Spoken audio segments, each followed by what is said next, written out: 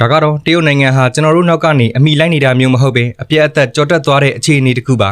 ရိုဘော့ရုပ်ရှင်လိုဖြစ်နေတဲ့လက်တွေ့ကဘာတွေကသူတို့ရဲ့လူသားတူစက်ရုပ်တွေကိုကြည့်ကြည့်ပါ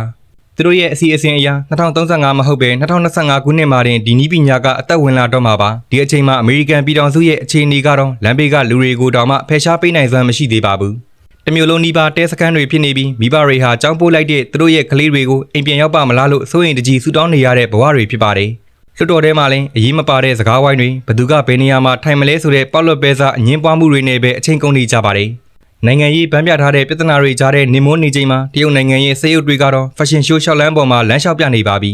ပိုပြီးကြောက်စရာကောင်းတာကဒီစက်ရုပ်တွေကိုအမြောက်အများထုတ်လုပ်နေတာပါပဲအနောက်နိုင်ငံရဲ့ဥပဒေပြုအမတ်တွေဇွန်မီတင်မှာအတန်ဖွင့်ဖို့စ조사နေတော့မှပဲဒီစက်ရုပ်တွေကလုပ်ငန်းခွင်တွေကိုရောက်နေပါလိမ့်မယ်